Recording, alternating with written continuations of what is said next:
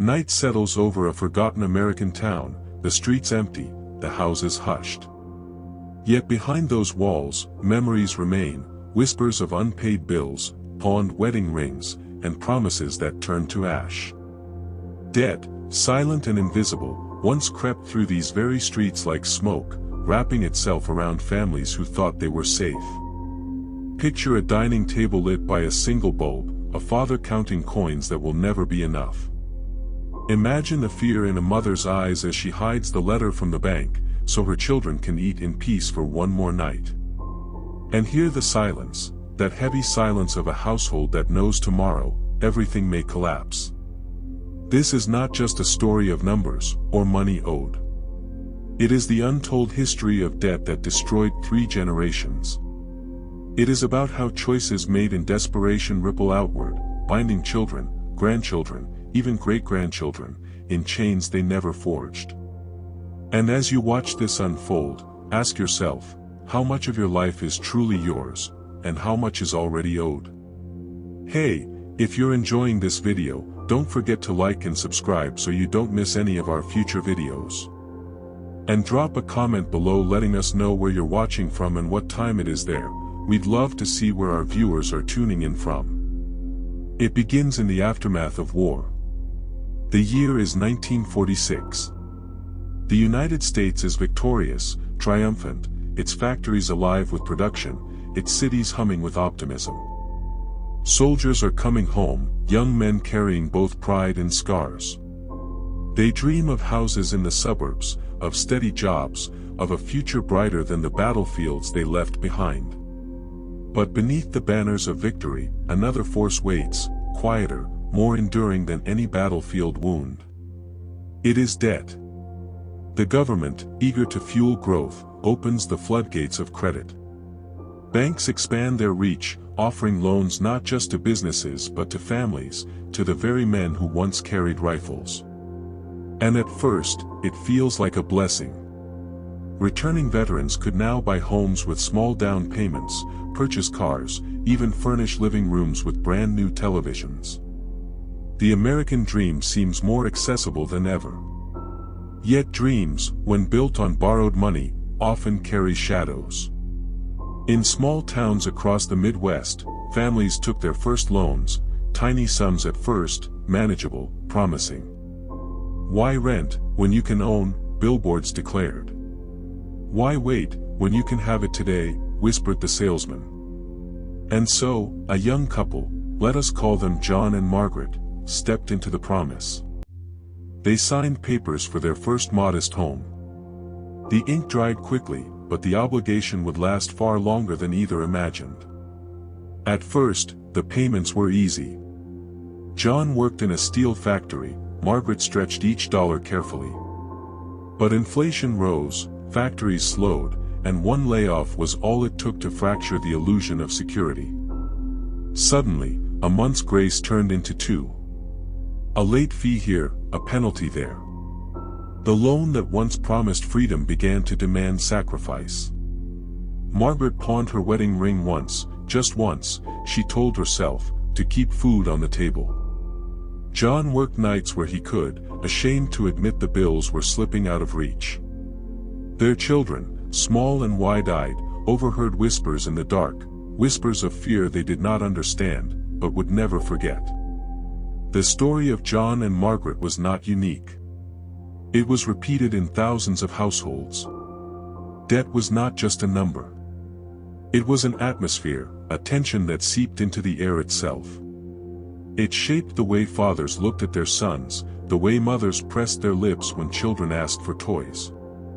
It was silence at the dinner table, broken only by the scratching of a pencil as someone tried to make the sums add up. Historians now note, the 1950s were the birth of consumer credit culture. Americans, once cautious savers, became eager borrowers. In 1946, total consumer credit in the United States stood at about $6 billion. By 1960, it had more than quadrupled. It was an invisible revolution, one far less celebrated than the victory parades, but far more enduring. For John's family, the revolution felt like chains tightening. Their debt was small by modern standards, barely a few $1,000s, but in those years, it was a weight heavy enough to shape destinies. When John fell ill in 1954, missing weeks of wages, they borrowed again, this time from a neighbor, then from a local lender who charged more than any bank. The cycle deepened. By the time their eldest son turned 18, the family had become experts in silence. They had mastered the art of appearing stable to the outside world while carrying a storm inside. The son learned early that money was not simply paper, it was a shadow, one that could linger for years. That son would grow, carrying lessons he never asked for. And he would inherit more than just his father's name. He would inherit the weight of promises unpaid, of opportunities lost to interest and penalties. Because debt, once born, rarely dies with the first generation. It flows downward, like a river carving valleys, shaping every life it touches. And as the 1960s dawned, with its promise of prosperity and progress, the cracks in John and Margaret's world widened. Theirs was not just a private struggle, it was a pattern repeating across the nation, one generation after another, like a ghost that refused to rest. The camera lingers now on the face of their eldest son, standing at the threshold of adulthood. Behind his eyes, you see both hunger and fear. He dreams of escaping, of building something greater, but in his pocket, already, is the echo of unpaid bills. And the question arises, whispered through time, does anyone truly escape the debt of their parents, or does it live on, silently, inside them? The answer waits, in the story of the second generation. The story of the second generation begins not in shadow, but in light. It is the early 1960s. America is alive with color, television sets glow in living rooms, highways stretch endlessly across the continent, and the sound of possibility fills the air. To be young in this decade is to believe that anything is possible. Yet behind every bright advertisement for a new car or refrigerator, behind every smiling salesman on television, lies the whisper of repayment. The promise of easy living is never free, it carries a price, one that only reveals itself with time. For John and Margaret's eldest son, let us call him Michael, the dream of escape was a daily obsession. He grew up in a home where bills sat like unspoken ghosts on the kitchen counter, where the arguments his parents tried to hide still found their way into his ears. As a boy, he swore he would never live like that. As a young man, he promised himself that he would break free. But freedom, in America, often came wrapped in contracts. When Michael married at 22, he did what so many others did, he reached for credit. A small loan for a used car. Another for a modest wedding. A credit card, offered freely by a bank eager to welcome young families into the new world of, buy now, pay later. The cycle began again, but this time it wore the mask of progress. At first, Michael believed he was winning. He found a steady job at a growing company, his wife decorated their small apartment, and their first child was born into a world that felt far safer than the one Michael remembered from his own childhood. He told himself the loans were temporary, stepping stones toward success. One day, he said to his wife, "We'll have a real home. A place that's ours." But the world outside was changing faster than either of them realized. By the mid-1970s, inflation was climbing. Prices rose while wages lagged behind. The cost of food, of gas, of housing, all began to bite deeper into household budgets. For families like Michael's, who lived not on savings but on borrowed promises, the strain was devastating. Every month, the credit card bill arrived. Every month, the interest grew. Historians call this the birth of the modern debt economy. In 1970, the average household carried less than $1,000 in revolving credit card debt. By the end of the decade, that figure had more than doubled. Banks, once cautious, had discovered that lending was not a risk but a gold mine. The more families borrowed, the more banks profited. And so, The offers kept coming, new cards, higher limits, easier terms. Michael, like so many others, accepted. After all, what was one more card? One more loan. He told himself he would pay it off once the promotion came through, once the economy improved, once life became a little easier. But life rarely bends to such promises. His wife began to notice the strain. She saw it in the way he lingered at the mailbox, in the way he avoided her eyes when she asked about the bills. Their children, two now, both young, absorbed the atmosphere of tension that seeped into the household. They watched their father's smile fade, watched their mother's laughter turn brittle. Debt was not just a number. It was a weight pressing down on the walls of their home. And then, in 1979, the factory where Michael worked announced layoffs. The economy was in recession. Oil prices had skyrocketed. Families across America faced unemployment, and with it, a cruel truth: debt does not stop when income does. For the first time, Michael understood the despair he had once seen in his father's eyes. He remembered the night John pawned the wedding ring, remembered the silence at the dinner table. And now, it was his turn. His children overheard the same whispers he once had, arguments muffled behind closed doors, the sound of his wife's tears in the bathroom. The cycle was repeating, each generation inheriting not only the weight of numbers but the atmosphere of fear. Sociologists later wrote about this era, calling it the debt trap. Once a family entered it, escape became nearly impossible. High interest rates, late fees, penalties, all designed not to free the borrower, but to keep them tethered. For banks, it was profitable. For families, it was suffocating. Michael's story was not unique. Across America, millions were caught in the same spiral. But for his family, the consequences were personal, intimate, devastating. His children, too young to understand the numbers, absorbed the lessons nonetheless.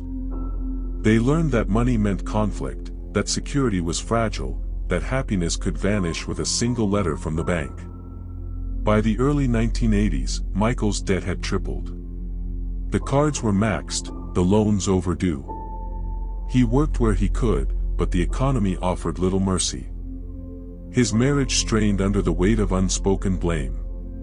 Nights were sleepless, mornings heavy with dread. And still, he told himself what his father once believed: one day, I'll get ahead. One day, this will end. But debt, once born, rarely dies with one man. As the decade closed, his eldest child stood at the threshold of adulthood, just as Michael once had. That child, bright, ambitious, determined, carried within them the unspoken history of two generations weighed down by promises unpaid. They swore they would be different. They swore they would break free. Yet history has a way of repeating itself, quietly, relentlessly. The camera lingers now on that third generation, standing beneath neon lights of the 1990s, surrounded by the rising world of consumer culture, credit cards, student loans, mortgages, all offered with a smile. The cycle waits, ready to begin again. And the question rises once more, sharper now: if two generations failed to escape, what chance does the third have? The third generation begins not with scarcity, but with abundance. It is the 1990s now. Shopping malls glow beneath fluorescent lights. Television commercials sing the promises of endless choice: new shoes, new clothes, new cars. Credit cards, once reserved for the cautious and the wealthy, are now slipped into the wallets of teenagers and college students with ease. By now, pay later is no longer a slogan, it is a lifestyle. For Michael's eldest child, let us call her Sarah, the world seemed wide open. She was the first in her family to attend college, the dream that her father once clung to but never achieved. It was supposed to be the key, the golden path out of the cycle. Yet the key itself came at a price. Sarah stepped onto her college campus in 1993 with hope in her heart and debt already waiting at the door. Lining the student center were tables draped in banners from major banks. Free t-shirts, free pizza, even free Walkmans, all offered in exchange for a signature on a credit card application. She, like thousands of other students, signed without hesitation. After all, how else could she buy the textbooks, the meals, the little luxuries that made college life bearable? But the real burden did not come from credit cards alone. It came from the rising cost of education. In 1970, the average annual tuition at a public university was just under $400. By the early 1990s, it had climbed to over $2,500, and private universities charged 5 times that amount. Student loans, once a rare necessity, had become the standard. By the time Sarah graduated, she carried over $25,000 in debt, a staggering sum for a young adult just beginning her life. Yet, like her father and grandfather before her, she told herself it was temporary. "This is an investment," she said. "I'll pay it off once I get the right job." At first, the world seemed willing to reward her optimism. She found work in a growing tech company, her salary larger than anything her parents had ever earned. She moved into an apartment with white walls and clean lines, decorated it with furniture bought on installments, and told herself that the future was finally secure. But the 1990s had their own hidden traps. This was the age of deregulation, when credit card companies discovered the true power of interest rates. In 1980, the average annual percentage rate for a credit card hovered near 18%. By the mid-1990s, with deregulation and aggressive marketing, many cards charged rates over 20%, some even higher. Banks learned to target the young, the ambitious, the newly employed, those least likely to understand how compounding interest could turn small debts into lifelong burdens. Sarah, bright though she was no exception. A few dinners charged here, a new outfit there, a weekend trip with friends. The bills piled quietly in the background, always manageable, always just a little more than she expected. And then came 2001. The dot-com bubble burst. Her company, once flush with investment, collapsed almost overnight. Layoffs swept through the building. Sarah, who had believed her job was secure, found herself unemployed with loans still waiting and bills still arriving. She searched desperately for work, but the economy was unkind. Months turned into years. Her credit cards, once a convenience, became survival. Groceries, gas, even rent, charged and carried forward. Historians would later write that the early 2000s marked a turning point in American life, the moment when debt shifted from being a temporary tool to a permanent condition. Households across the nation lived on credit. By 2003, total U.S. household debt had surpassed $7 trillion. For Sarah, the numbers were not statistics, they were chains. She married during this time, but even her wedding dress carried a balance that lingered long after the ceremony. She and her husband bought a small house, believing in the promise of rising property values, only to find themselves drowning in mortgage payments that stretched further than their salaries allowed. And then came 2008. The housing market collapsed. Banks fell. Millions of families across America lost everything, and Sarah's family was among them. The home they had bought with such pride was foreclosed. The furniture, the photographs, the little details of their life, all boxed, moved, and scattered. Her children, 2 of them, both teenagers, watched it all unfold. They listened as their parents whispered in the kitchen late at night, the same way Sarah once listened to her father and mother. They saw the foreclosure notice taped to the door. They felt the shame, though no one spoke it aloud. Debt was no longer a shadow, it was a legacy. Psychologists studying these families would later find a common theme: children of debt inherit more than financial burden. They inherit fear. They inherit silence. They inherit the belief that money is unstable, that security is an illusion, that happiness is fragile. By 2010, Sarah had pieced together some stability. She found work again, paid down what she could, tried to rebuild. But the damage was done. The stress had seeped into every corner of her family's life. Her marriage strained, her health faltered, her children carried quiet scars. And yet, in their eyes, a familiar determination was already forming. They told themselves what their mother once had, what their grandfather and great-grandfather once whispered: we will be different. We will break the cycle. The camera now shifts, pulling us into the 2010s, a new generation standing at the edge of adulthood. They enter a world of smartphones, social media, and financial systems more complex than ever before. Student loans have doubled. Credit card offers arrive in the mail before high school graduation. Mortgages, rent, healthcare, all rising, all demanding sacrifice. The question is no longer whether they will face debt, but how they will survive it.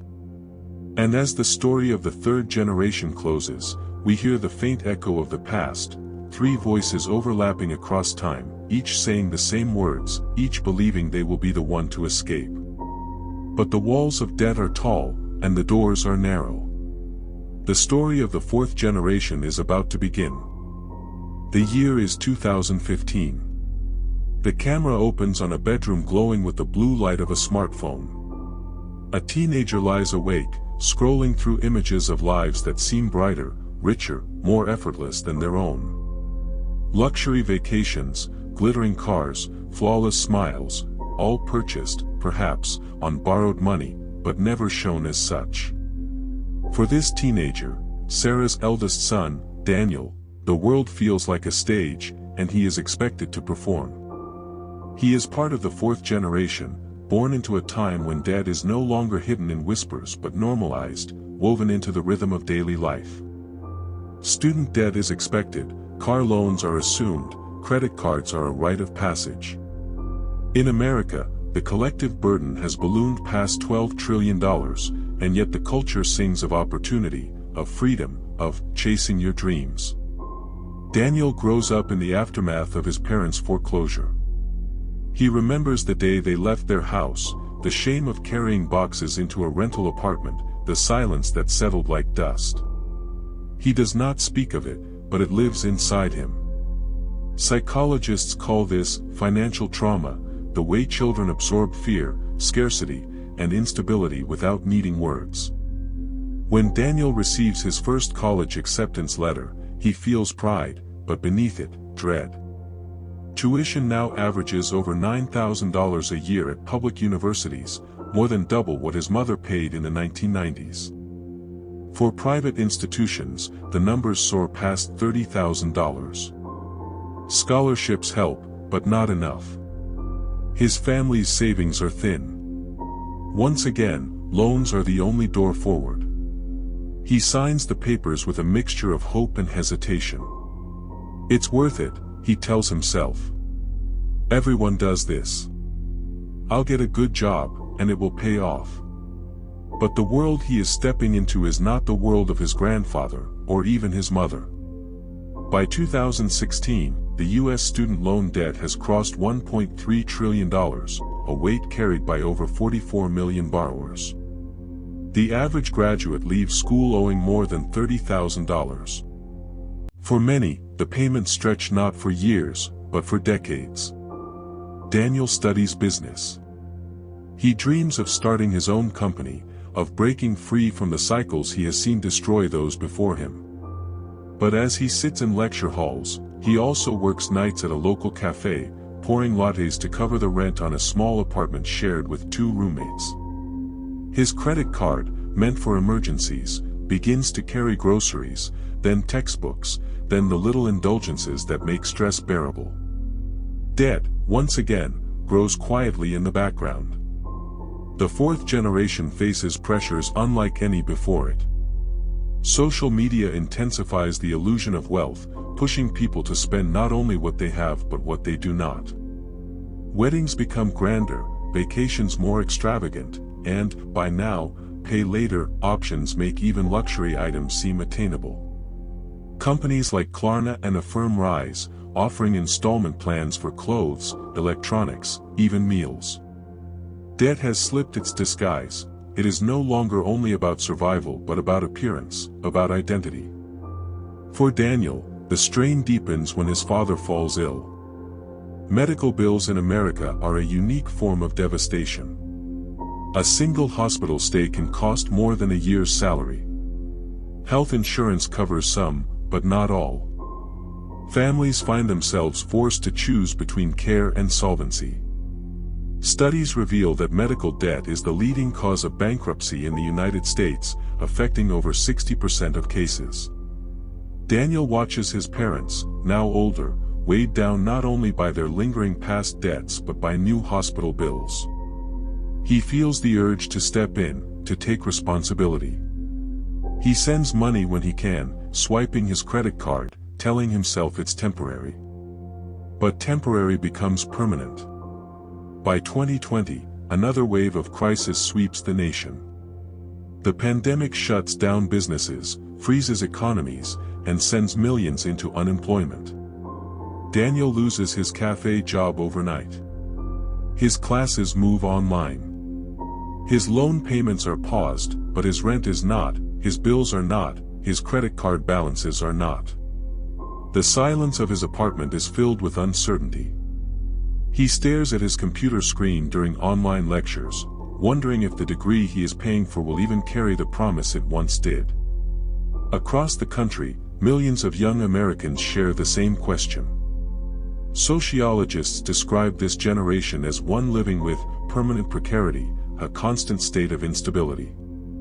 Unlike their grandparents, who could buy homes with modest salaries, or their parents, who at least believed in upward mobility, Daniel's peers feel as though they are running in place. Wages stagnate, costs climb, and debt clings to every milestone of adulthood. Daniel graduates in 2021. His diploma feels heavy, not just from pride, but from the $42,000 of student debt attached to it. He enters a workforce reshaped by the pandemic, where competition is fierce and salaries are modest. He takes a job in sales, earning enough to survive, but not enough to thrive. Each month, he pays a portion toward his loans, watches the interest consume it, and wonders if the balance will ever truly shrink. Yet, even in his exhaustion, a fire flickers. He has seen the wreckage left by debt across 3 generations. He knows the despair, the silence, the shame. He vows that somehow, he will break the pattern. But history whispers otherwise. The 4th generation may have tools their ancestors did not: financial apps, online resources, communities sharing strategies for freedom. Yet the walls are higher now, the traps more sophisticated. Debt is not just a shadow, it is an architecture, built into the foundations of modern life. As Daniel stares at his monthly statements, as he calculates how long it will take to pay them off, another thought creeps in, the thought that perhaps debt is not something one escapes, but something one learns to live with. And that realization, the quiet surrender, is the most dangerous legacy of all. The story does not end here. Because behind Daniel stands yet another voice, another generation waiting to inherit the weight.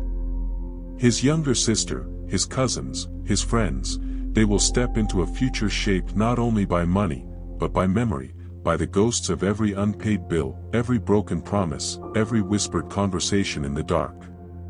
The 4th generation is not the end. It is the continuation of a cycle that refuses to break.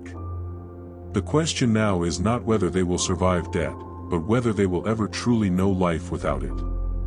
The night is quiet, yet the city hums beneath it. Neon signs flicker on deserted streets, delivery vans crawl between apartment blocks, and somewhere above it all, a young woman scrolls through her phone, her finger pausing on an image of a life she cannot afford. This is Emily, Daniel's younger sister. If Daniel carried the heavy weight of student loans, Emily carries something more invisible, but equally dangerous, the belief that credit is freedom. Her story begins in 2022, at a time when credit cards are no longer symbols of prestige but tools of survival. The average American household now holds over $8,000 in revolving credit card debt, a number that spikes with inflation and rising interest rates. Emily is 21, working part-time while finishing school, and every ad she sees online promises an easy way to buy today and worry tomorrow. Buy now, pay later, the slogans say. For easy installments. No interest, at least at first. Companies like Afterpay and Klarna make consumption frictionless, weaving debt into the very rhythm of shopping. Emily, like millions of her peers, begins to lean on it. First for clothes, then for books, then for groceries. Small amounts, always justified, always postponed. But small amounts gather like storm clouds. By the end of her first year using these services, Emily owes nearly $2,000 across 5 different apps and cards. The numbers don't frighten her, because she's been told debt is normal, even invisible. Yet invisibility does not mean absence. Psychologists describe something called financial numbness. When numbers grow beyond what feels graspable, the mind detaches. Debt becomes an abstraction, something pushed to the edges of awareness. This is why so many swipe, sign, and click without pause. Emily embodies this, floating between the desire to live fully now and the silent dread of tomorrow. Her parents, older now, warn her. They speak of the foreclosure, of the unpaid bills that once defined their lives. But Emily brushes it aside. That was you, she says gently. This is different. She is half right. For her generation, debt is not only about necessity but about identity. Online culture feeds it relentlessly, influencers flaunting designer bags, TikTok stars showing off weekend trips, YouTubers staging apartments filled with curated furniture. To belong means to spend. To resist means to feel invisible. Emily chooses belonging. By 2023, her balance is double. Minimum payments are made, then missed. Interest compounds. What began as harmless installments turns into a tightening net. The lenders don't call loudly at first, their reminders arrive as soft notifications, polite emails. But over time, the tone shifts. Deadlines approach. Fees stack. The softness hardens into pressure. Debt is no longer invisible. It begins to breathe in the corners of her mind. Sociologists have long noted how debt alters behavior. People under its weight often sleep less, experience heightened anxiety, and even develop physical symptoms, headaches, rapid heartbeat, shallow breathing. Emily feels it all, though she never says the word debt aloud. To her friends, she smiles. To her family, she insists she is fine. But inside, she begins to fracture. And yet, she is not alone. Across America, her story is replicated millions of times. The rise of shadow debt, short-term credit, installment apps, payday loans, creates a generation bound not by chains but by contracts they barely understand. It is a silent epidemic, harder to measure than mortgages or student loans, but just as consuming. Emily's turning point arrives one winter evening. She tries to pay for groceries, only to find her card declined. The cashier waits silently. The people behind her shuffle impatiently. Heat rushes to her face. She leaves the store empty-handed. That night, in her small apartment, she stares at her bank account, overdrawn. Her savings, gone. Her credit limit, exceeded. The illusion shatters. In that moment, she recalls her brother's warnings, her mother's tears, her grandfather's silence. The truth arrives like a ghost. Debt has not only followed her family but evolved, changing shape with each generation, yet always finding a way back in. Emily breaks down. She calls Daniel. He listens, weary but compassionate. He tells her something he once promised himself, that they must find a way to end this cycle. That they cannot let it pass again, unchallenged, to the next generation. But how does one break a curse woven so deeply into the fabric of a nation? The story of debt in America is not just about numbers. It is about culture, about expectation, about promises sold as progress. For 3 generations, this family has tried to rise, only to be pulled back. And now, Emily stands at a crossroads, between surrender and defiance, between repeating history and daring to write another ending. The question lingers, haunting, unresolved. Will she be the one who finally breaks free, or the one who proves that debt cannot be escaped, only endured? The answer lies ahead, in choices not yet made, in battles still to come. The year is 2024, and the city outside Emily's window feels like it belongs to another world. Rent climbs higher. Food prices double. Gas is unpredictable, jumping week to week. She sits at her desk surrounded by unopened envelopes, statements, warnings, the silent echoes of promises once made. But this chapter is not only hers. To understand Emily's collapse, we must look outward, into the system that feeds it. Debt in America has never been an accident. It is designed. From the first installment plans offered in the 1920s, to the spread of credit cards in the 1950s, to the boom of digital, buy now, pay later, apps today, debt has always been sold as liberation. Freedom wrapped in fine print. Economists trace this back to the psychology of deferred payment.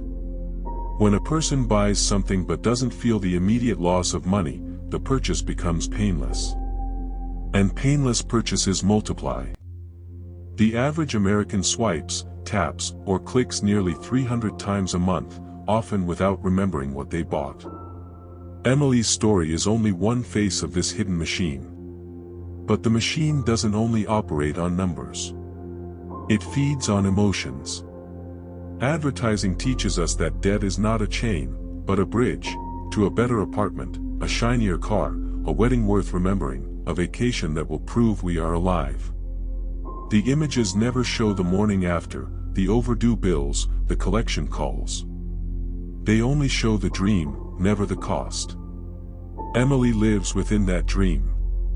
She works long shifts now, trying to catch up. Her friends notice her absence. Her phone buzzes with invitations she can no longer accept. But shame silences her. Debt is not spoken aloud in her circles, it is hidden like an illness. Psychologists call this debt stigma. Studies show that people are more likely to admit to mental illness than to confess financial collapse. Debt isolates, not because it is rare, but because it is so common that everyone hides it, believing they are uniquely failing. Emily becomes part of that silence. Her brother Daniel senses the change. He visits one evening, bringing food. He walks through her apartment, noticing the unpaid bills scattered like fallen leaves. He does not lecture her. He simply sits, eats with her, and then tells her about their grandfather, how he once pawned his wedding ring to keep the lights on. Emily listens, her eyes wide. For the first time, she sees her struggle not as a personal flaw, but as a continuation of a story written before she was born. 3 generations, bound by invisible contracts. Yet even recognition does not guarantee escape. Because while Emily begins to fight, the system continues to tighten. Across the country, household credit card balances pass $1 trillion for the first time. Interest rates climb above 20%. Families who once lived paycheck to paycheck now live paycheck to payday loan, each borrowed dollar dragging another behind it. Sociologists describe this as the treadmill effect. No matter how fast people run, the ground beneath them accelerates. Emily is running. Daniel is running. Their parents once ran. Their grandfather once ran. None have yet stepped off. One night, unable to sleep, Emily writes in her journal. She lists her debts, every balance, every account. She adds the totals, stares at the number, and feels her chest tighten. But then, quietly, she writes another line, "This ends here." Her declaration is fragile, uncertain, but it is a beginning. Because stories of debt are not only stories of collapse. They are also stories of resistance. Throughout history, entire communities have risen against the weight of what they owe. Ancient Mesopotamian kings once declared debt jubilees, erasing balances to restore order. During the Great Depression, farmers formed penny auctions, bidding only cents to save neighbors' homes from foreclosure. Emily doesn't know this history yet. But she feels its echo, the sense that debt is not inevitable, that it can be challenged, even dismantled. The next day, she makes her first phone call. A creditor answers. She negotiates, stumbles, tries again. The voice on the other end is cold, scripted, but she persists. It is a small step, but one that signals a shift. She is no longer hiding. She is fighting. Still, the battle is far from over. Because the deeper truth is this: while individuals can struggle, systems endure. For Emily to truly break free, she must confront not only her own mistakes but the larger cycle that binds her family. And in that confrontation lies the shadow of something darker, something the family has never fully spoken of, the secret decision her grandfather once made, a decision that changed the course of their bloodline. That truth, buried for decades, is about to surface. But before it does, Emily must endure one final descent, a collapse that will test whether her words, "This ends here," were hope or illusion. The night is silent, but Emily's mind will not rest. She lies awake staring at the ceiling, the hum of the refrigerator in the next room sounding like a clock ticking down. Every hour feels borrowed. Every moment feels heavy. Debt does not only live on paper, it inhabits the body. It creeps into the nervous system, raises the heart rate, shortens the breath, disturbs the sleep. Doctors call this toxic stress, and it is not abstract. It is measurable, physical, deadly. Emily feels it in her chest. She feels it in her stomach. But she is not alone. Millions across America lie awake in the same quiet darkness, haunted not by war or disaster, but by numbers, balances, interest rates, deadlines. A silent epidemic. In the morning, she goes to work. Her smile is practiced, but her eyes betray exhaustion. Customers pass her by, unaware of the private war behind the counter. Her manager notices her slower pace, her distracted gaze. One warning. Then another. Job security, once stable, begins to crack. The more she needs her paycheck, the more fragile it becomes. This is the paradox of debt. It not only consumes money, it consumes focus, energy, dignity. Psychologists studying financial strain report that cognitive capacity drops significantly under debt pressure, comparable to losing an entire night's sleep. The mind narrows, choices blur, mistakes multiply. Poverty is not only lack of resources, it is a tax on the brain itself. Emily feels this narrowing. She forgets small details, misses small deadlines. Bills pile up faster. She begins to consider desperate options, selling possessions, taking on a second job, even borrowing again just to stay afloat. The treadmill accelerates. But it is during one of these restless evenings that she uncovers something unexpected. In a box of old family papers, tucked behind faded photographs and brittle receipts, she finds a document. It is a loan agreement, decades old, bearing her grandfather's name. The amount seems modest compared to modern figures, but the terms are brutal: compound interest, collateral clauses, stipulations written in sharp, unforgiving ink. As she studies the paper, she realizes this was not just any loan. It was the origin point. The spark that set her family's cycle in motion. Her grandfather had once borrowed in desperation, and when he failed to repay, the weight shifted downward, to her father, then to her, and now threatening to reach beyond her. This discovery unsettles her. For the first time, debt feels not only financial but ancestral. Like a curse passed through bloodlines, each generation inheriting what the last could not resolve. Anthropologists studying ancient cultures have noted similar patterns, how obligations, once inscribed, outlive their makers. Debt has always been more than numbers. It is a story, a shadow, an inheritance. Emily shares the document with Daniel. They sit together at the kitchen table, the paper between them like a relic.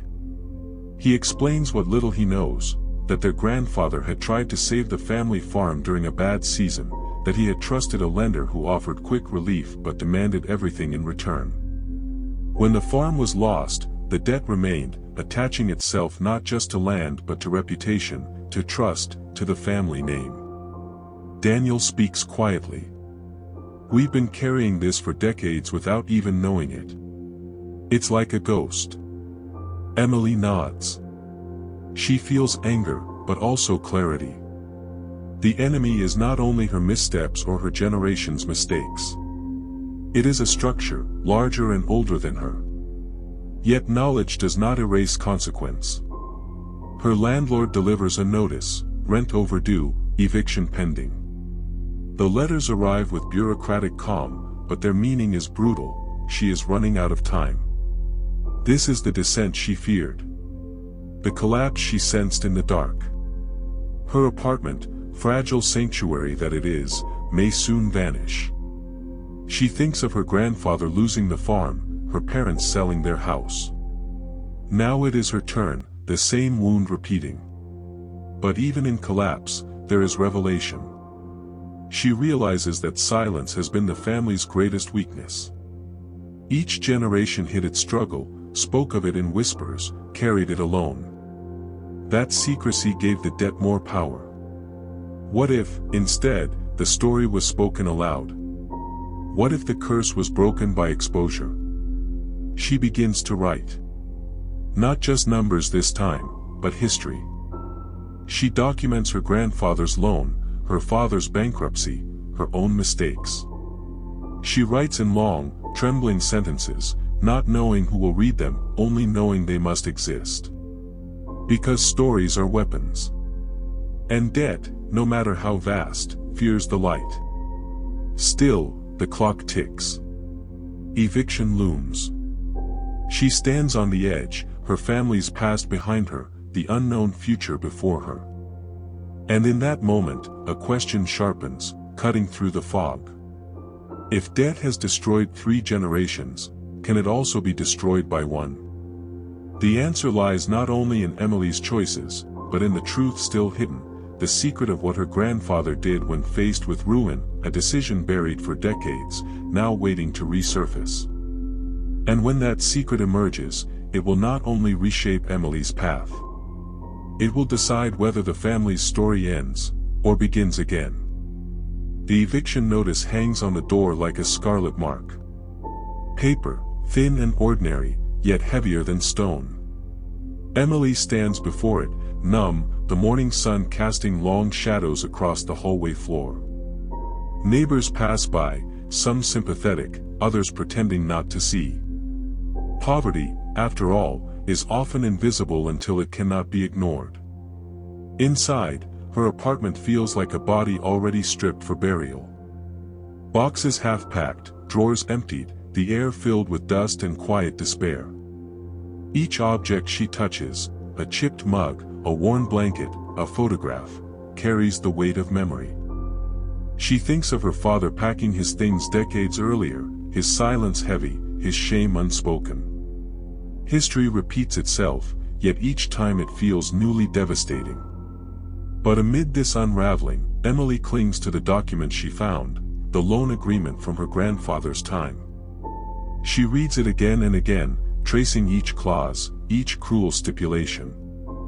The ink is faded, but its power remains sharp. It is proof not only of a debt, but of a system. A reminder that this suffering did not begin with her. That night, Daniel visits. He carries a small box, his own collection of family remnants. Inside are letters, receipts, fragments of contracts. Together they spread the papers across the table, piecing together a hidden history. What emerges is not only the story of one loan, but a pattern, a cycle of promises, defaults, foreclosures. Each generation marked by desperate bargains, each one trying to survive storms by borrowing from the very forces that profited from their fear. Daniel points to one letter. Grandpa wrote this just before the farm was taken. He begged for more time. They denied him. And when the farm was auctioned off, he didn't just lose land. He lost his place. His reputation. Emily reads the words aloud. The desperation is palpable, almost alive. She feels a chill, as if the walls themselves remember. Anthropologists say debt was once tied to morality, that in many ancient cultures to owe was to be in sin, to live under shame. America inherited this belief. To be indebted is not simply to lack money, but to be judged, to be diminished in the eyes of others. For Emily, this truth explains the silence, the secrecy. No one wanted to speak of the debt because it was not just financial, it was moral, almost spiritual. But something in her shifts. Perhaps it is the exhaustion, perhaps the looming eviction, but she feels a defiance stirring. If this is a curse, she says to Daniel, then maybe telling it is the only way to end it. Daniel hesitates. He fears exposure, the vulnerability of revealing the family's failures. But Emily persists.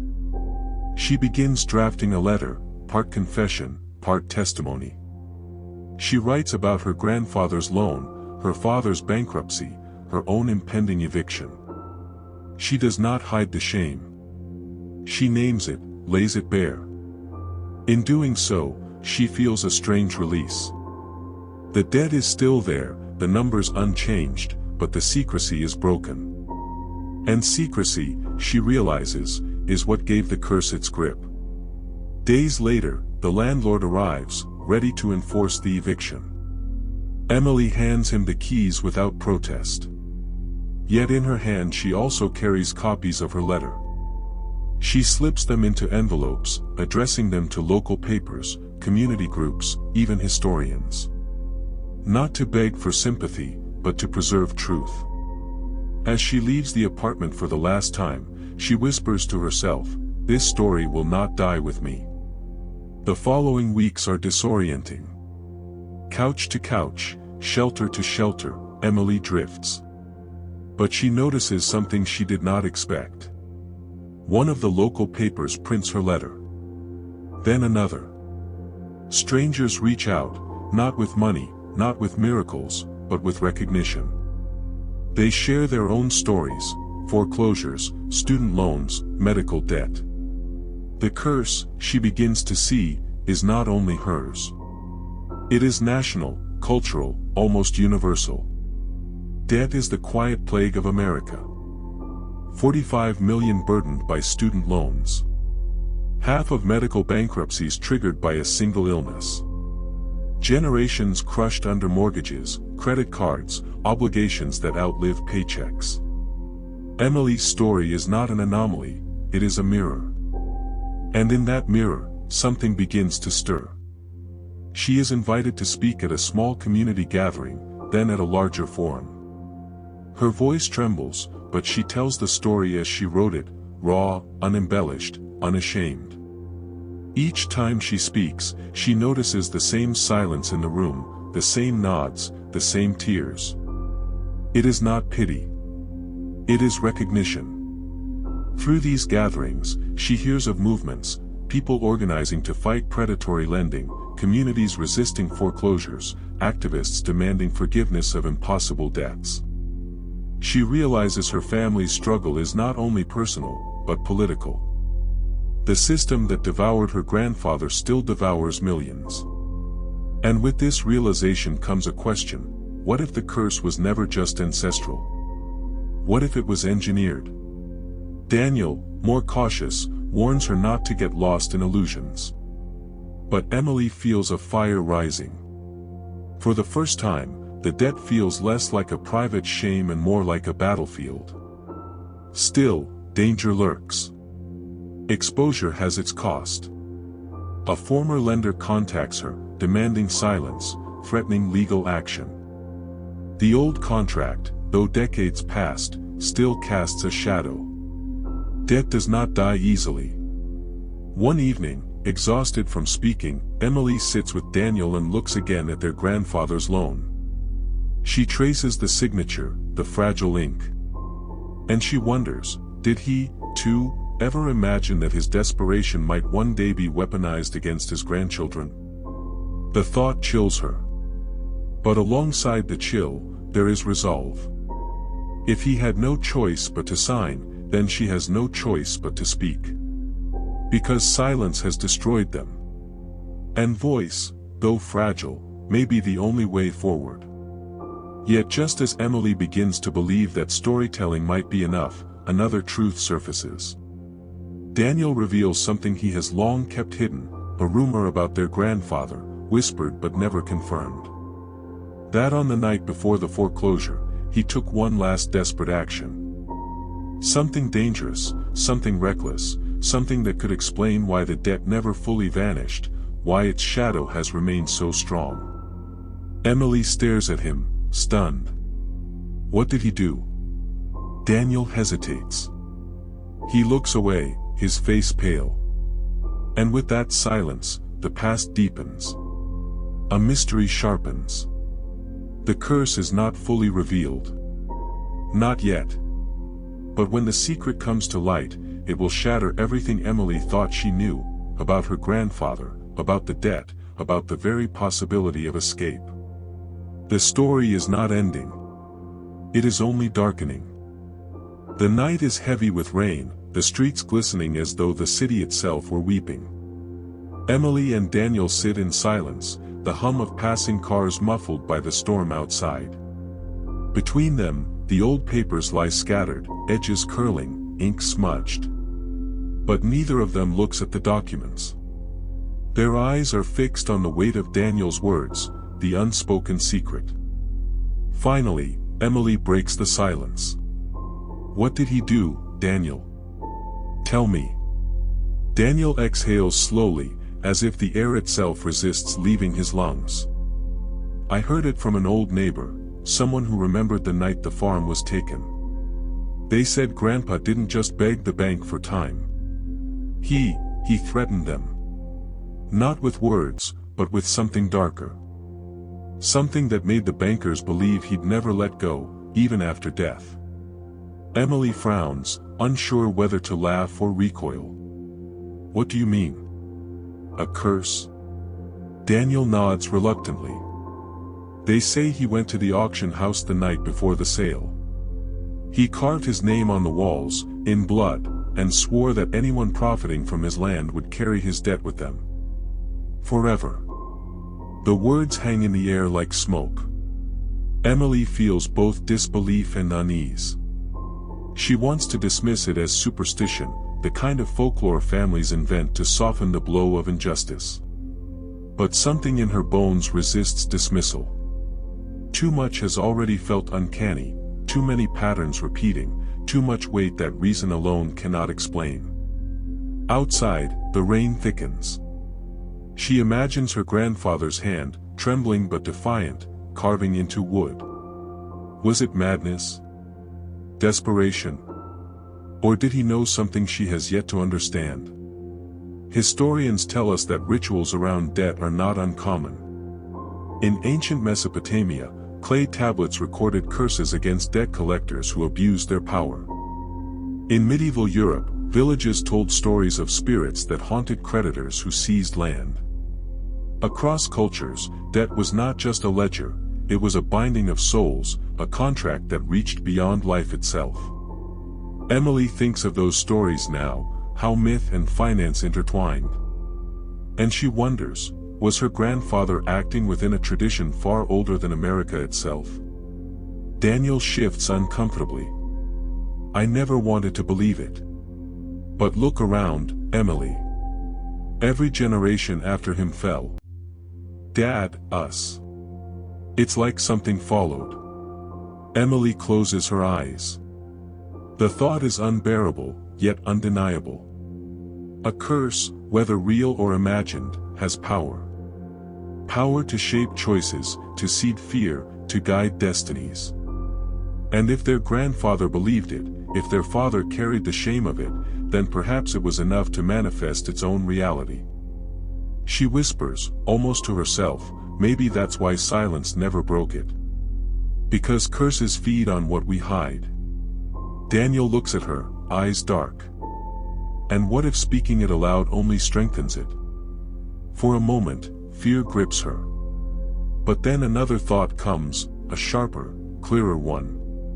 Or maybe, she says, naming it takes its power away. The following days are restless. Emily cannot shake the image of her grandfather at the auction house. She visits the old county archives, searching through brittle folders, yellowing pages.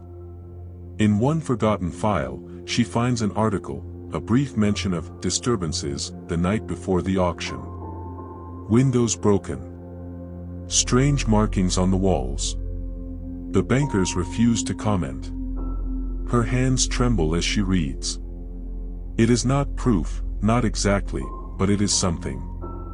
Evidence that the rumor is more than imagination. At night, Emily dreams of the farm. Fields endless, the air thick with summer heat.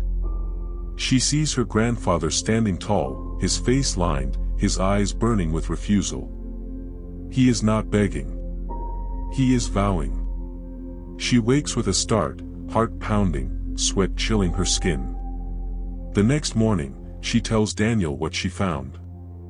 He listens, silent, conflicted. If it's true, he says, then maybe the debt isn't just financial. Maybe it's spiritual. And if that's the case, how do we end it? Emily has no answer. But something stirs inside her, a determination, a sense that her grandfather's act was not only madness but defiance. He could not fight the system with money, so he fought with story, with symbol. And perhaps she can do the same, turn the narrative from one of shame to one of resistance. She begins writing again. Not letters this time, but something larger. A manuscript, a record of the family's struggle. She pours into it the facts, the contracts, the whispers of curses, the cycles of collapse. Each word feels like an exorcism, each sentence a step toward reclaiming what silence once smothered. Yet as she writes, she feels the presence of the debt still looming. Phone calls from collectors. Threats of wage garnishment. The system is alive, relentless. It does not care about curses or stories. It only hungers for payment. And that, too, is a truth. Because beneath the mystery lies a brutal reality. In America, debt is designed to persist. Laws are written to ensure it can outlive those who carry it. Student loans that cannot be erased in bankruptcy. Medical bills that outlast the dying. Mortgages that consume entire lifetimes. In some states, debts pass even after death, burdening children and grandchildren. Emily sees now that her family's story is both unique and universal. A curse and a structure. A haunting and a system. But just as she begins to find strength in her writing, Daniel grows uneasy. He warns her again, fears the danger of exposing too much. You're stirring something, Emily. What if the past doesn't want to be disturbed? She looks at him, steady. Then it's time we disturb it anyway. One evening, she receives a letter. No return address. Inside, a single sheet of paper, typed in cold, impersonal font, "Stop digging, or the debt will bury you." Her hands shake as she reads. Someone knows. Someone is watching. The curse is not only myth. The system itself has eyes, ears, and the will to silence. She shows the letter to Daniel. His face pales. "I told you," he whispers. "Some things are better left alone." But Emily feels something else, a fire, a defiance she has never known before. She grips the letter, crumples it, and throws it into the flame of a nearby candle. She watches it curl, blacken, vanish into ash. Her voice is quiet but resolute. "They can't scare me anymore. Not the curse. Not the collectors. Not anyone."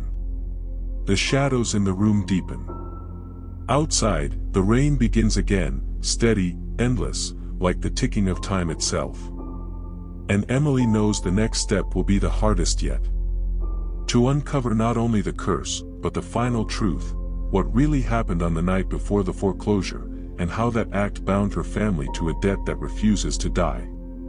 What she does not yet know is that the truth will be darker, and more dangerous, than she ever imagined. The night is still, yet heavy with something unseen, an atmosphere thick enough to silence even the crickets. Emily sits at her desk, the lamp's glow falling over her scattered notes, the half-finished manuscript, the fading photographs of people long gone. Her hands hover over the pages, trembling not from weakness, but from the weight of what she has begun to uncover. Somewhere deep within, she senses that the past has already started to stir. The letter was not just a warning, it was proof. Proof that secrets still lived, and that someone, somewhere, wanted them buried. She remembers the fire in her grandfather's eyes from her dreams, the whispered curses in the town's archives, the silence that swallowed her father's life. And she asks herself a question she has long avoided: was it really only debt? Or was it something larger, an inheritance of fear, shame, and powerlessness passed from one generation to the next? Emily knows that to move forward, she must go back. Back to the land. Back to the place where it all began. The farm. She has not returned in years, but now the pull is undeniable. The drive is long, hours of winding roads cutting through countryside that feels both familiar and foreign. Trees lean close, as if listening. Old barns, broken fences, and the ghosts of once thriving fields blur past. At last, she sees it, the farm. Or what remains of it. The house stands, but barely. Shutters hang loose, paint peeled away by decades of storms. Weeds choke the path once worn by children's footsteps. The fields are wild now, grass overtaking rows that once promised harvest. Yet as she steps from the car, Emily feels something stir in her chest. A heaviness, yes, but also a strange clarity. This place is not dead. It breathes still, whispering through the wind. She walks slowly toward the front porch, her hand brushing the railing where wood splinters into her skin. And there, carved faintly into the post, she sees it. A mark. Letters weathered but undeniable. Her grandfather's initials. She kneels, tracing them with her fingers. Time has nearly erased them, but not fully. The vow remains. Inside, the air is thick with dust and memory. The floor creaks beneath her weight. She imagines the laughter that once filled this space, the arguments, the prayers. Now only silence reigns. In the living room, her eyes fall upon the walls, scratches, faint but present, as though words had once been etched and later scraped away. She runs her hand across them, and for a moment, she feels the grooves. She imagines her grandfather standing here, blade in hand, carving not just letters but fury into the wood. A storm begins outside, sudden and violent. Thunder shakes the fragile walls, lightning illuminates the hollow rooms. In the flash, Emily swears she sees him, her grandfather, standing in the corner, watching. Not alive, not dead, but bound. Her breath catches. She closes her eyes, steadies herself, and whispers, "I see you." And in that moment, it feels as though the house itself exhales, a gust of wind sweeping through broken windows. But facts remain, and Emily clings to them. She recalls how, in the early 20th century, farmers across America lost everything during cycles of boom and bust. Foreclosures were not just financial, they were communal tragedies. Families driven out, reputations ruined, futures crushed. Some resisted violently. Some left marks of defiance, graffiti, broken tools, scorched fields, acts of desperation to say, "We were here, and we did not go quietly." Her grandfather's curse may not have been supernatural, she realizes. It may have been his way of fighting back in a system designed to erase him. A scar left on the land, both literal and symbolic. But even as her rational mind clings to history, her senses tell her something else. This house, this soil, carries more than memory. It carries weight. In the corner of the living room, she finds a loose board. Beneath it, a box. Rusted, locked, forgotten. She pries it open with trembling hands. Inside are papers, contracts, receipts, letters. Some official, some personal. And among them, a journal. The handwriting is rough, but she recognizes it from old signatures. Her grandfather's. She opens to the first page. The words leap at her. "They will not bury me without knowing my name. They will not erase us without blood knowing their price. If my children carry this weight, let them know, it was not weakness. It was war." Emily's heart pounds. She reads on, page after page of anger, grief, and refusal. He writes of bankers who mocked him, of neighbors who turned away, of nights spent staring at the land he loved while knowing it would be taken. And then, the final pages. "I curse this debt, not for my family, but against those who feast upon it. If my children suffer, let them suffer knowing it is because I fought, not because I surrendered." Her hands shake as she closes the book. This was no madness. This was defiance. A man stripped of everything but still determined to leave a mark. She realizes now why the debt has lingered like a shadow. It is not just about unpaid bills. It is about inheritance, not of money, but of narrative. Her grandfather refused silence, and in doing so, ensured that the story would live on. For better or worse. Daniel calls her phone. She answers, voice unsteady. She tells him what she has found. He listens, silent, until finally he says, "So it's true. The curse. It's real." Emily shakes her head, though he cannot see it. "No, Daniel. Not a curse. A message. He wanted us to carry it. To remember. But we are still paying for it," Daniel says. "Every bill, every collector, we're still chained." Emily looks at the journal in her hands. Then maybe it's not about ending the chain. Maybe it's about naming it. Showing the world what it really is. The storm outside rages. The house seems to tremble with it. But inside, Emily feels a strange calm. For the first time, she does not fear the shadow of debt. She understands it. Yet as she prepares to leave, another thought unsettles her. If the letter warning her was real, if someone wanted her to stop digging, then perhaps this story threatens not just her peace, but the system itself. Because if one family's curse can expose the truth of how debt is designed to enslave, then what happens if others begin to see their own lives reflected in the same story? Emily steps into the rain, clutching the journal. The storm lashes at her, but she feels stronger now, as if the land itself has given her its blessing. The battle is not over.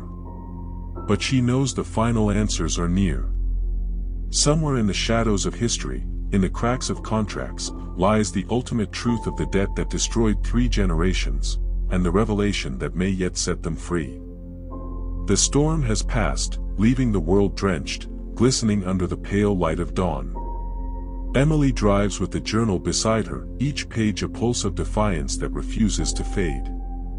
Her mind replays her grandfather's words, not weakness, but war, and she feels both pride and dread. Because wars never end cleanly. They leave scars that stretch far beyond the battlefield.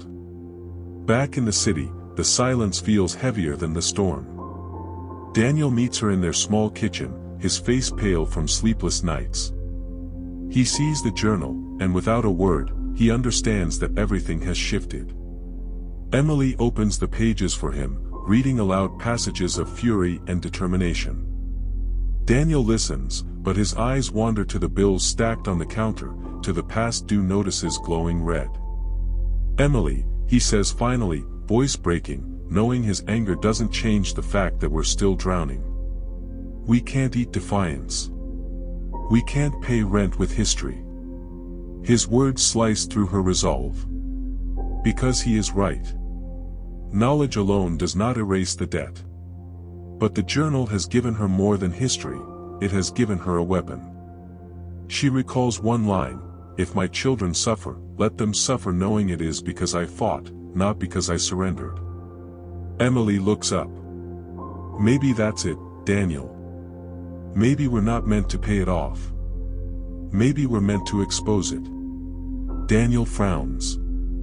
"Expose what?" She places the journal flat on the table. "The system. The way it feeds on families like ours. He wanted his story to live. And if we tell it, if we show people that this curse isn't just ours, maybe it breaks in another way." Silence.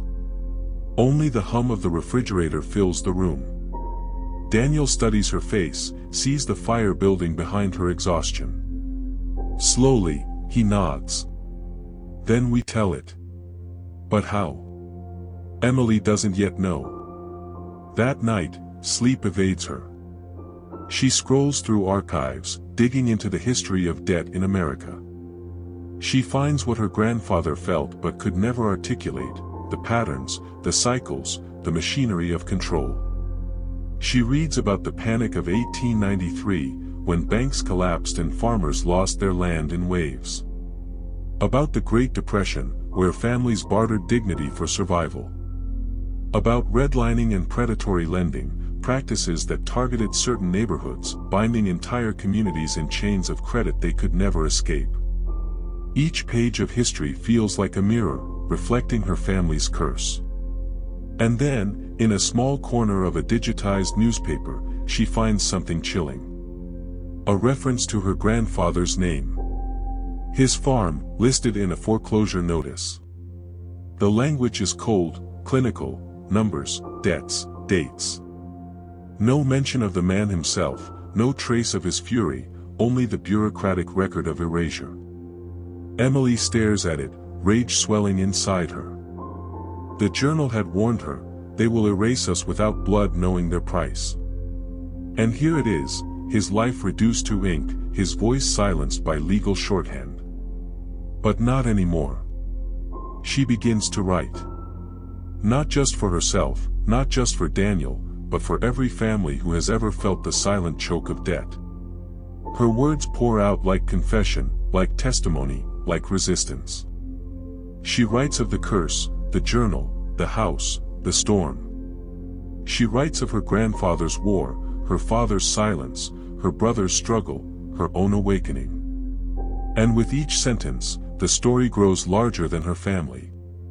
It becomes a mirror for the nation.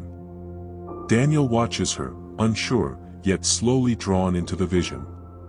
He begins gathering records, receipts, family letters. He starts to film her reading passages from the journal, capturing the raw emotion in her voice. He edits late into the night, piecing together fragments of history with images of foreclosure signs, empty houses, towns hollowed out by greed. The project becomes their life. The kitchen fills with papers, the walls pinned with timelines, connections, questions. Sleep and food become afterthoughts.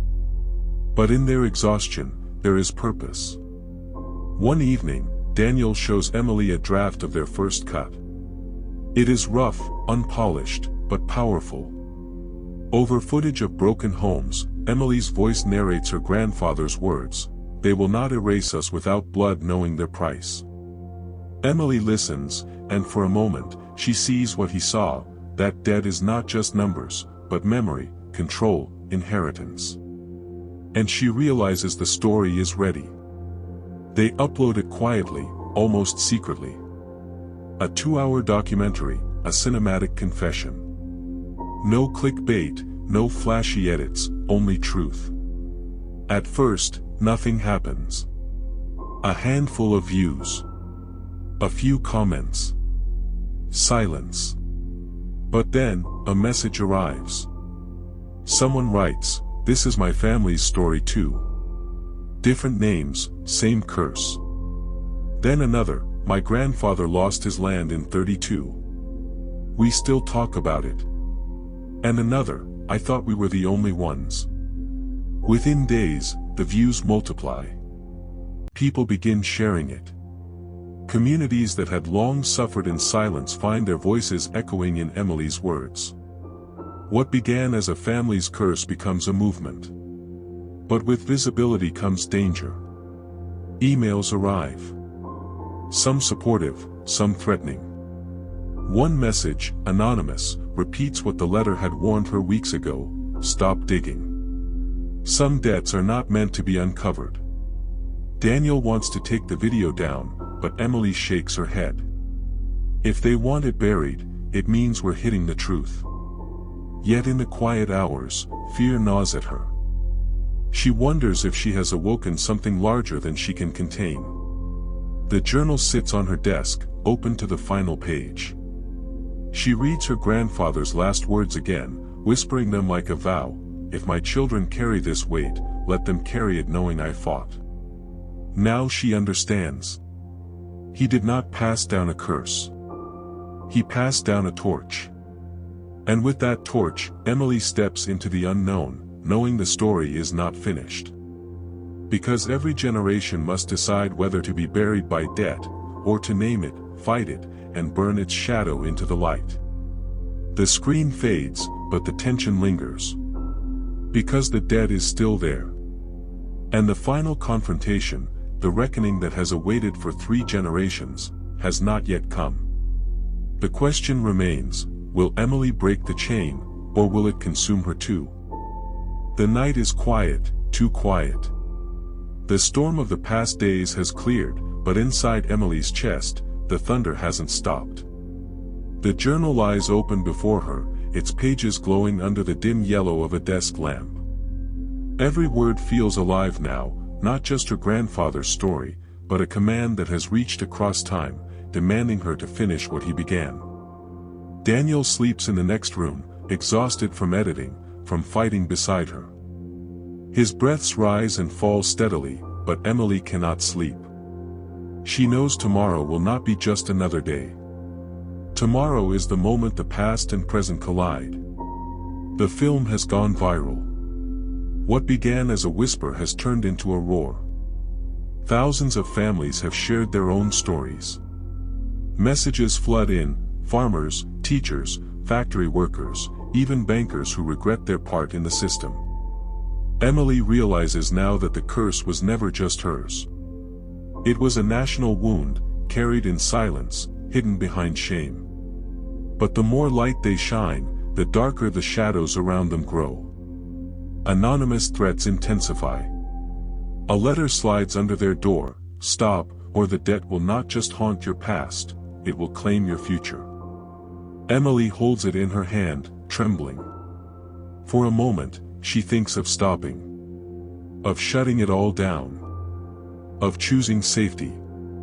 But then she hears her grandfather's voice again, steady, relentless: "If my children carry this weight, let them carry it knowing I fought." Morning comes. Emily and Daniel drive to the courthouse, where a public hearing is being held on predatory lending practices. Their documentary has caught the attention of journalists, historians, and, finally, lawmakers. Emily has been asked to testify. As they approach the courthouse steps, the weight of generations presses down on her. She imagines her grandfather walking beside her, soil still on his hands, fury still in his eyes. She imagines her father, who tried to forget but never truly could. She imagines the countless nameless faces who never had a chance to speak. Inside, the room hums with tension. Reporters scribble in notebooks. Cameras flicker. Men and women in suits shuffle papers, preparing to reduce centuries of pain into sterile debate. When her name is called, Emily rises. The journal feels heavy in her hands, but it also feels like armor.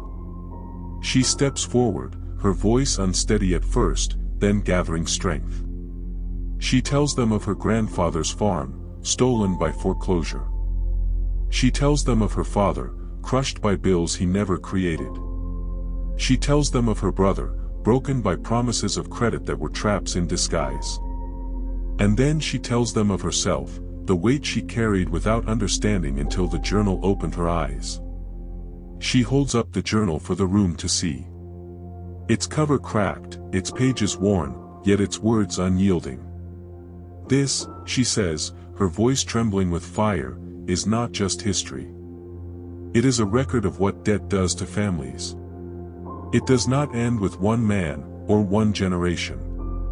It consumes the living and reaches into the unborn. And if we do not name it, if we do not change it, then we are complicit in its curse.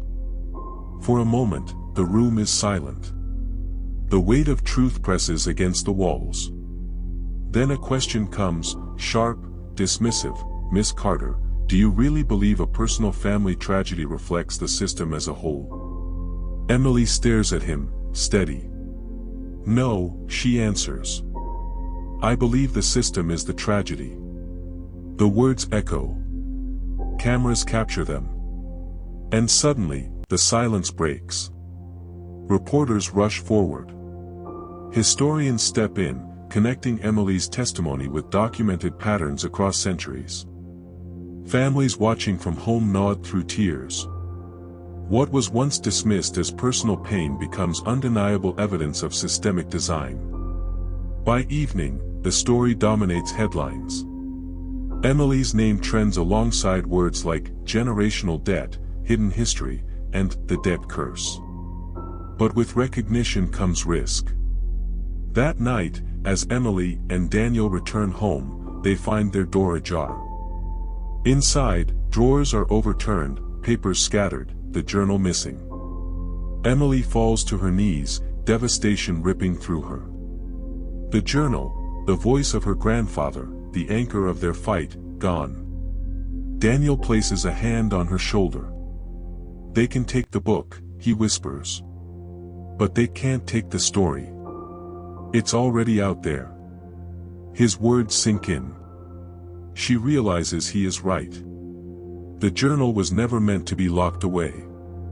It was meant to be carried, multiplied, spoken into existence until no one could bury it again. Emily wipes her tears. Then we keep telling it. Louder. Weeks pass. The movement grows. Hearings expand. Investigations open. Banks face questions they can no longer dodge. But the curse lingers. Emily feels it at night, in the silence, in the unease that shadows her steps. One evening, she dreams of her grandfather, standing at the edge of a barren field. He looks at her, tired yet proud. He does not speak, but his gaze says enough. She wakes in tears, realizing that the curse was never just about money. It was about silence. About shame. About the weight carried in darkness. And by bringing it into the light, she has already broken part of its chain. The final scene arrives quietly, not with triumph, but with peace. Emily stands once more on the land where the farmhouse once stood. Grass has overtaken the ruins, but the air feels different, lighter, freer. Daniel walks beside her, their hands entwined. She kneels, pressing her palm to the soil. "We're not erased," she whispers. "Not anymore." A breeze stirs, carrying with it the faintest echo of her grandfather's words. Not a curse. Not a threat. But a release. Emily closes her eyes, feeling the weight lift, not gone, but transformed. The debt still exists in the world, still destroys lives, but her family's silence has ended. Their story has become a weapon, a beacon, a map for others. The camera lingers on her face, solemn, steady, unbroken. Her voice, calm yet firm, narrates the closing words. Debt is more than numbers. It is memory, inheritance, power. It shapes who we are, even when we don't see it. But every curse can be broken, not by forgetting, but by remembering, by speaking, by refusing to let silence erase us. This was our story. But it is also yours. And the question remains, what will you do with it? The screen fades to black. Silence. And then, only then, the credits begin to roll. The story has ended, yet the silence it leaves behind is louder than words. For 3 generations, debt was not just a burden, it was a shadow. It lived in the soil of a farm that could no longer feed its children, in the unpaid bills folded into kitchen drawers, in the sleepless nights of fathers and sons who pretended they were strong while breaking inside. And for so long, it was accepted. Debt was seen as ordinary, natural, the cost of being alive. A mortgage that stretched further than a lifetime, a loan that promised opportunity but delivered chains, a credit card swipe that carried no sound but echoed for decades. We were told debt was progress. That borrowing meant hope, growth, security. But in the silence of kitchens at midnight, the truth was different. Debt became inheritance. Passed down like land, like memory, like blood. A cruel legacy where the currency was not dollars, but despair. Emily's story is not unique. It is only unique because she found the courage to name it. Behind her, thousands more remain hidden, teachers drowning in student loans, families one hospital bill away from ruin, workers whose wages vanish into interest before they ever touch their hands. Look closely, and you will see the pattern. The system was not designed to forgive. It was designed to remember. To follow you, to outlive you, to reach into the lives of those not yet born. That is the true curse of debt. It teaches silence, it teaches shame, it teaches us to hide our suffering as if it were weakness, when in truth, it was theft. But every curse has its breaking point. And the first fracture comes with memory. When Emily spoke, when she held her grandfather's journal in her hands and said, "This is not just my family's story, this is everyone's story," something shifted. For the first time, the silence cracked. For the first time, shame turned into testimony. And testimony turned into power. What Emily did was not simply tell a story. She broke the spell. She transformed debt from a private wound into a public scar, and once revealed, scars cannot be hidden again. The truth is, this documentary is not about the past. It is about now. About you. Right now, somewhere in America, a mother is working 2 jobs and still cannot pay off a loan she took decades ago. Right now, a student is staring at a debt balance so large it feels like a life sentence. Right now, a family is choosing between medicine and rent. And right now, the system counts on their silence, their exhaustion, their belief that this is normal. But it is not normal. It has never been normal. Debt has always been a story told by the powerful, at the expense of the powerless. From ancient empires that enslaved citizens to cancel interest, to colonists who trapped nations in foreign loans, to banks that advertise dreams but sell shackles, the pattern repeats, again and again. And yet, again and again, people have fought back. That fight is older than Emily's family, older than America itself. And it is not finished. You are watching this not as a bystander, but as a character. Because every choice, what you borrow, what you spend, what you demand of leaders, adds another page to this story. The question is, what will your page say? Will it continue the silence? Or will it break it? Debt feeds on silence. Memory breaks it. And memory is what you carry now. This is where the story leaves you, at a threshold. One step into forgetting, one step into remembering. One step into surrender, one step into resistance. Close your eyes for a moment. Hear the echo of Emily's grandfather, standing in his field as the banks closed in, whispering, "If my children must carry this weight, let them carry it knowing I fought." Now open your eyes. That voice is no longer his. It is yours. The curse ends not with one family, not with one documentary, but with millions of voices refusing to be silent. With people remembering their worth is greater than numbers on a page. With a society that asks not, what is owed, but what is just.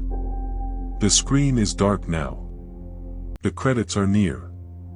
But long after the names fade, long after the music stops, the story remains. Because this was never just Emily's story. It was never just her grandfather's curse. It was always the untold debt that destroyed 3 generations, and the untold truth that can save the next. The camera lingers, one last time, on the empty farmhouse field. The grass sways gently in the wind, as if whispering goodbye. And in that wind, you can almost hear it, voices not of despair, but of release. Debt remembers. But so do we. And in memory, there is power. Fade to black. Silence.